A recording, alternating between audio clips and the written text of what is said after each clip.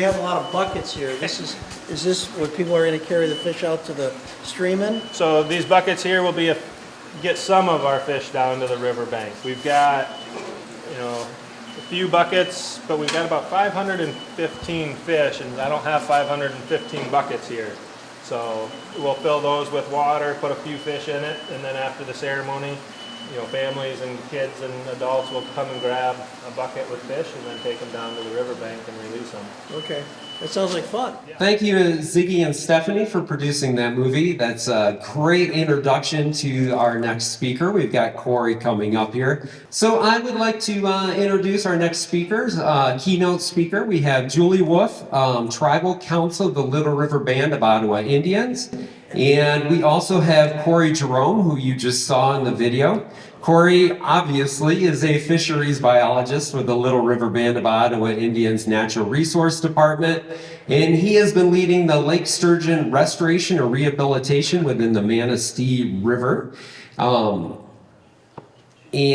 the 1836 ceded treaty for the Little River Band of Ottawa Indians since 2012.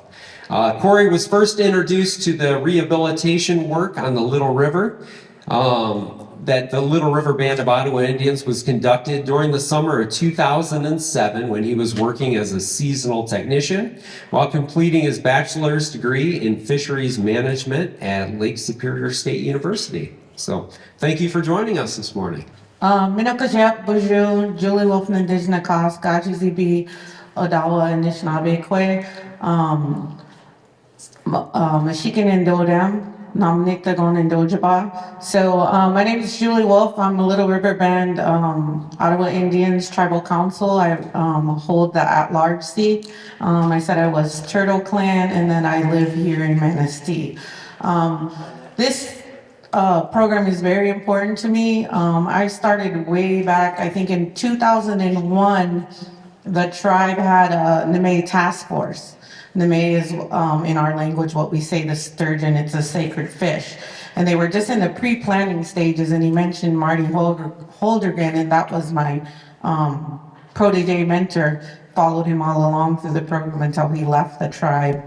But in 2001, they started a Neme task force, and I sat on that task force and helped develop some of the materials and curriculum. That logo on the bucket, that is the life cycle of the Neme. It's from the egg, and then the larvae stages, and then all the way till the release of the big fish, because it was important. And I had a lot of input and influence on helping design that logo. So it says the life cycle of the Neme and the sturgeon and the reclamation that we're working for. And actually my cousin, Pat Wilson, designed that logo and then donated it to the tribe for all their promo materials. So I wanted to add that piece because I think it's very important where that came from. So then after that, I kind of, followed the program. When Marty and Stephanie were there, I went out drifting with them. I worked in youth prevention at the tribe at that time, so I took a group out there of kids at night to collect the drifting and show that, that, and then, see them. We weren't successful couple nights. We went out 2 nights. We weren't successful getting, what are they called, baby sturgeon? We weren't successful, but it was a lot of fun and, impactful memories for the kids. And then I've been a part of the releases and everything and watching that develop. I was so proud when we were one of the First Nations to, when I mean First Nations, not Canada, but First Anishinaabes, to do the streamside rearing facility. That was like a brain program of Marty, because what that streamside does is it brings that water up from the Manistee River and imprints those baby fish so that DNA is there, so that they know that they're, where they come from and where to return, because that's their, they go out and they come back for spawning season. So that steering was to acclimate them to that water. Instead of just catching them and putting them in other water, you wanted them back in their natural habitat. And I think that speaks a lot to the connection to the Anishinaabe people, that water, that DNA imprint that does through that facility. And it's became a model over there because, as Anishinaabe people, we know where our home is. And a lot of us, through displacement and historical moves and stuff, we came back and we know where our homeland is. So that's why we you know, this is important to me personally.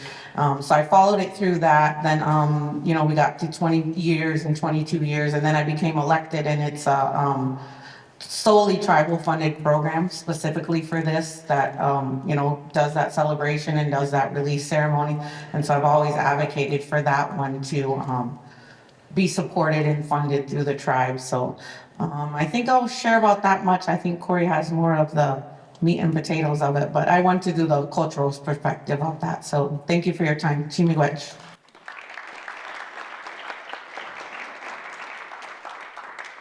Thank you, Julie. And that's one side of the presentation that I am not good at doing, and giving that perspective of why and how the Lake Sturgeon program was started and the meaning behind that to the tribal members. So I'm glad Julie was here to be able to give that perspective. So with that video that was presented earlier, Julie's introduction, so I've got, like she said, the meat and potatoes of where we've been with 20 years of restoration and rehabilitation. And so on World Water Day, one thing we have to recognize is that these fish are still here, but had to persist through our times of degradation and habitat work, and they've been able to persist into some of our better times. But there's still more work to do, as we've seen and heard from other presentations today. And so, as kind of mentioned, adults can grow to 7 feet long. Some, in some systems, can be over 250 pounds, live to 150 years, and then they spawn every 2 to 7. Like I said in the video, that's one reason why they were able to persist through all the issues that had happened. Any other fish species that had to persist through all that would not have been able to survive those long-term habitat issues. The larvae that was mentioned in the video as well, when we see them, they're less than an inch and can be considered up to 5 inches. And they're moving in that river from birth to 5 months old. And then they're moving downstream in that river as they're growing and feeding. Another aspect is the juvenile or young of year, 5 to 16 inches. So by about their first birthday, they're going to be 12 to 16 inches long. And again, they're quick growing at young age. And then as they grow and mature, they're a little bit slower in putting more into weight and reproduction. So again, like Julie was mentioning, why streamside rearing? We want to increase the likelihood of imprinting and fidelity, which means returning back to that river of origin. We recognize that some fish, just like people, will stray to other areas, but that's what helps with genetic makeup of our populations. It was also to minimize genetic risk to other populations, but if too many of those fish move, it could have impacts on those other populations. And we were supplementing the recruitment of our wild populations. And then there's other populations that they were reintroducing fish to systems that historically had lake sturgeon populations. And so this map had been kind of mentioned a few times, and so I want to point out a couple of the large colleagues that are doing similar work on similar river systems. When we look, we've got the Kalamazoo River here in southern Michigan. They've been operating since the mid-teens of 2000s. And then up on the Boardman River, to the north of us here, they had their first sturgeon release onto the Boardman River last summer, or last fall. So again, a reintroduction of lake sturgeon into a historically known population. One thing that was mentioned in that video, again, and this is a side-by-side comparison of our streamside trailer that was portable and movable, and then once we knew that it was sited well and to increase staff safety, fish safety, we were able to build a pole barn on the right that allowed for these fish and staff to increase our capacity and space. And also with the trailer, a lot of our filtering components were outside, so anytime we had to maintain those on a daily basis, we were in the elements and weather, and so that introduced a few difficulties to our rearing system. And so the inside look, on the left side you can see smaller tanks, And so each time we'd move fish in our facility from one age to the next in our rearing, we'd have to kind of remodify and redo each system. And so now in our pole barn, we're able to move from one part of the building to the next, and we can modify those and make it a little easier to move and rear those fish within the facility. So as we were talking, I like trying to show photos to give representation of what these fish are. So at larval drift, you can see here a couple different sizes. And just like adult fish, larval lake sturgeon are very unique in size and shape. So when you were to look in a bucket of fish, once you know what a lake sturgeon looks like, you would know that they have this dark lines on their side, an arrowhead pointed shaped head, and their eyes will kind of start reflecting back at you, as you can see in those photos. And compared to pretty much any other fish, this is a very unique looking fish. And so we talk about 20 years. We've got from 2002 to 2023. So when we're talking about larval drift, these fish are moving down the riverbank. They don't know banker's hours, so at dusk, they start coming off the river bottom to feed, and then that current's slowly moving them downriver. And so we put nets into the river to help collect them, pull them out to then bring them back into the facility.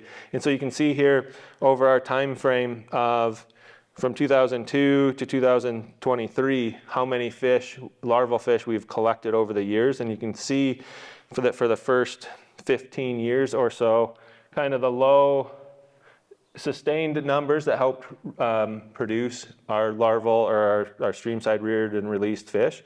And then since about 2018 to current, it has started to increase.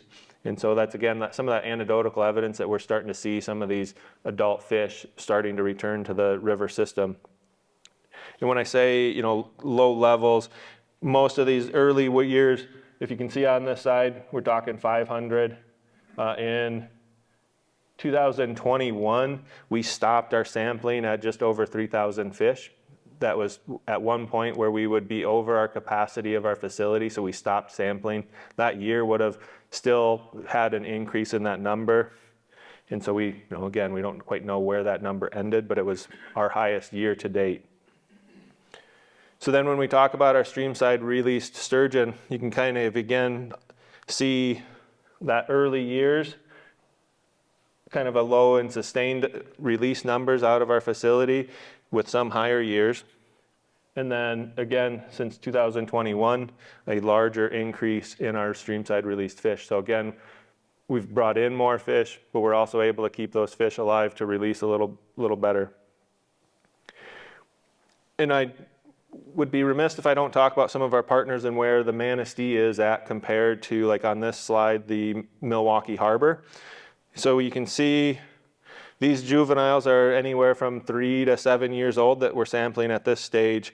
And so when we're putting sampling gear into the water, we talk about catch per unit effort. So how many fish do we see while we're out sampling? So in the Milwaukee Harbor, they're seeing anywhere from 1 to 1.5 to the more recent time frame of 3 to 3.5 fish per sampling effort that's going on in that system.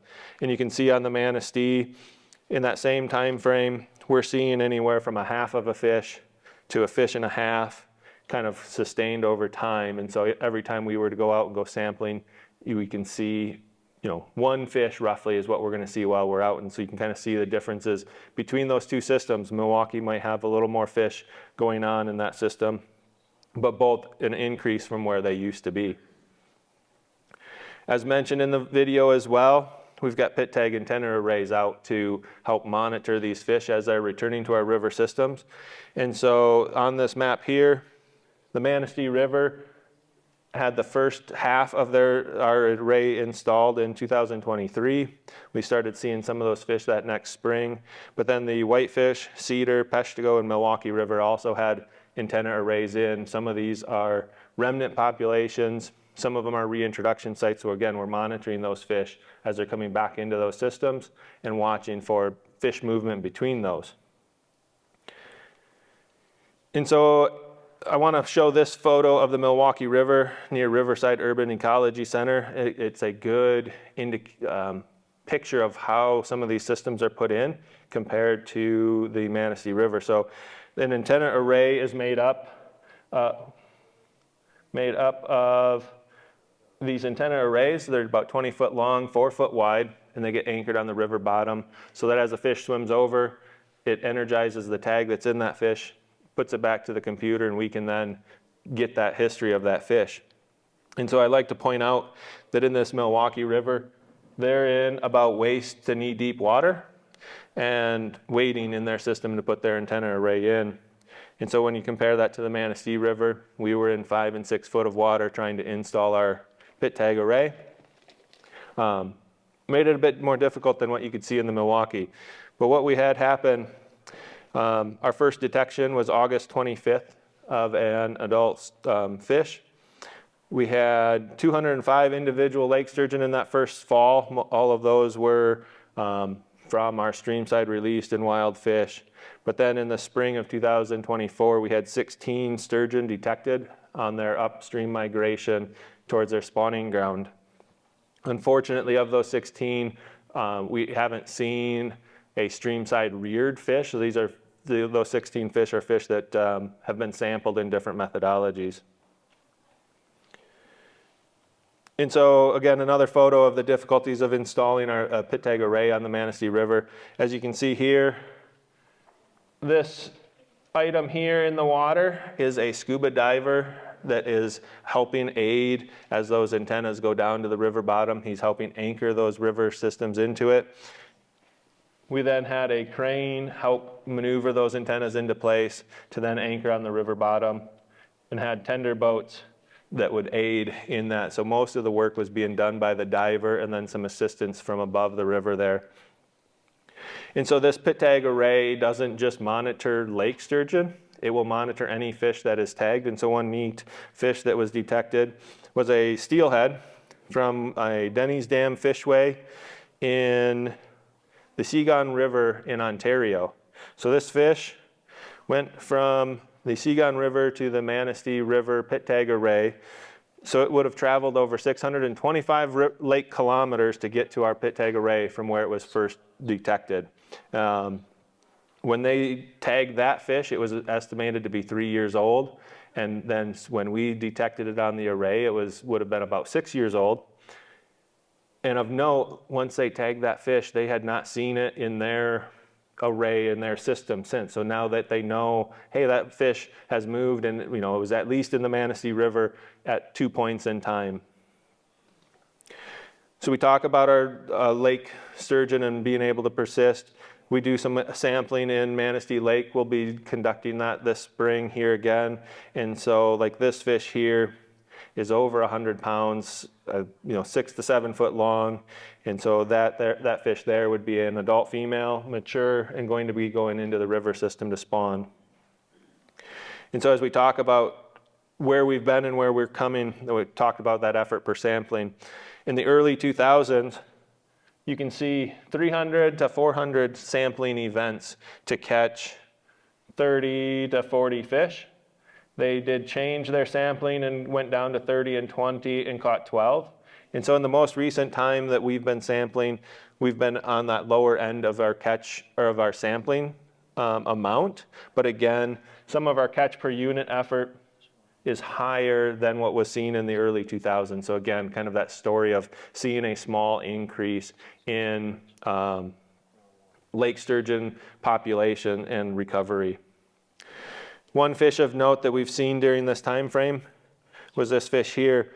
We sampled it in 2018 at 10 years old. It was 45 inches long and 28 pounds, but it was released from our streamside facility in 2008 at 7 inches and 0.05 pounds. So this fish, 10 years later, seen in Manistee Lake, one of our prominent fish that we kind of talk about right now, because this is our first fish that we've been able to document that we've released, and one of the oldest fish to redocument in the lakes, and specifically Manistee Lake, potentially following some of those other fish in for that spawning run. Another fish of note, like I said, long-lived. So this fish was originally sampled here in 2002 by Central Michigan, as looking into the population at that time was happening. It was about 5 inches, 88 pounds. We recaught this fish in 2019 at about 5 foot 9 inches and 90 to 100 pounds. So like I said, at young age, they grow quick, but as they grow older, they're not really putting on length as much. They're putting it more into weight and reproduction. And so this fish, based on estimations, was born in 1960. So again, that's where we're able to talk about these fish persisting through all of those different habitat issues and degradations that happen. So this is just a couple different samplings of how we can detect those pit tags in those fish and know that that original fish was from 2002 and then going forward. So the green and white device is looking for that pit tag. I do want to note it's becoming more of a discussion within the field of these photos of fish and, trying to release them and taking photos and saying that, these fish were released as quickly as possible, but you took a photo. And I'm like, I can't do a presentation without kind of showing what we're looking at. And so we do handle these fish appropriately as possible, get some educational material and make sure that these fish are handled. If a fish wasn't showing signs of being able to withstand a quick photo, that fish would be released promptly without that additional stress. And this was the best photo I could find of our release. So again, looking at our 2005 sturgeon release ceremony and our 2023 being our 20th annual. Again, every year we get anywhere from 100 to 200 community members, both tribal and public, to our release ceremony to help reintroduce these fish back to the river and send them off in a good way. And over that time frame, about every year we get about a 50-50 mix of people that have been at the release before and coming back to help release these fish. And so it's always a great sight to see both the young and young at heart help release these fish back into the river. The smiles that are on those fish is amazing, or on the people. Fish, yeah, I mean, you can see that too as they're going into the river. Some of them are, sitting at the riverbank as seen in that photo. They're a little slow to move, but others are darting off. The youth, seeing some of their thought train as to they're releasing these fish. Some of them will go and act like it's a baseball and want to throw it into the water. But their thought behind it is they want to get it away from the dock, away from the boat ramp, and away from that near shore. And so they have good intentions when you see them do that. But we do, get them released in a good way. And so one thing I want to just touch base on is, like I said earlier, a fish that wasn't able to persist through our issues and degradations. And so the Arctic Grayling Initiative, Little River, again, long-term looking at a lot of our work and not the short-term. So in 2010, started working at grayling reintroduction as they've been extinct from the lake and the systems. And so again, long-term, and we're at the precipice here this spring. Again, grayling were a dominant salmon in the cold water streams of northern lower. Habitat degradation, fragmentation, overharvest, and competition from other non-native salmonids. So it's similar issues, but because they aren't as long-lived, weren't able to persist. And then previous reintroduction attempts haven't been successful. But we've had habitat restoration and different research that we're implementing this year to bring these fish back to the river system. So within Little River, we look to work towards native species stewardship, lake sturgeon, lake whitefish, lake herring, common goals with different perspectives. So why restoring Nemigos, the Arctic grayling, is important, that cultural identity, reconnecting individuals through restoring a program. So if we look at our lake sturgeon stewardship plan, we're not introducing, we are rehabilitating, we are assisting and saving our mother, our grandfather, and our cousins. A quote by Art DeBreeze and Jay Sam.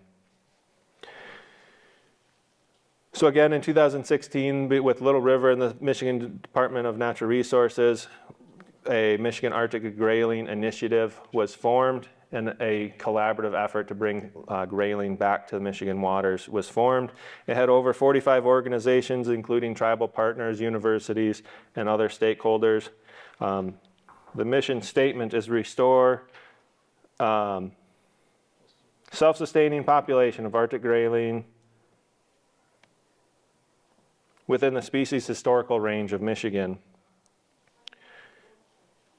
And so within that initiative, we've got a few core groups: the management, production, research, outreach, and education. So Michigan Department of Natural Resources was able to get a brood stock from the Chain of River in Alaska. We've got 4-year classes, and those, again, that brood stock is able to be coming of age to provide eggs this spring. And so unfortunately, because these fish were no longer in Michigan, we couldn't do what we were able to do with lake sturgeon. We couldn't let them decide how to spawn. And so right now, this is the best way we have to bring these back to Michigan.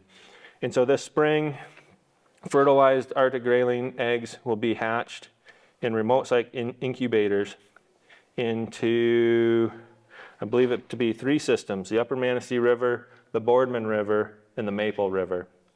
And so again, that's kind of that tribal collaborative of where things are at. And so when we look at this map, we look at the Upper Manistee being here, the Boardman River 12, and then where did Maple River go? Number 9, so the tip of the mitt there of where these fish will be introduced. And so they were only native to Michigan and Montana and the lower 48 states, not necessarily believed to be native to the UP, but they were extirpated from Michigan in 1936. So our remote site incubators is again kind of following that same philosophy of our lake sturgeon work. We're allowing those fertilized eggs to develop in the river so that these fish then will home and return back to that portion of the river to spawn when they become adults. It's been proven successful for Arctic grayling reintroductions in Montana. We've focused, specifically Little River has focused its most recent efforts on the Upper Manistee above Houghton Pile with extensive habitat surveys, fish community surveys, that suggest ecological conditions are suitable for all life stages of grayling.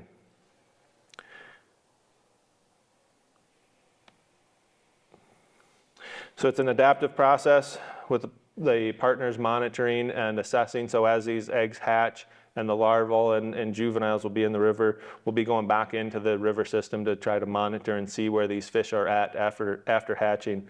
And just like lake sturgeon, even though these fish mature at younger age, this is a more of a marathon and not a sprint of a process. Again, we're talking about an already 15-year process that we've been in looking at this reintroduction and bringing it forward and going forward with it from there. So again, that monitoring and seeing where it is to get these fish to an adult age in a sustainable population. So with that, I can take any questions. I do have my counterparts contact for specific grayling questions up there as well.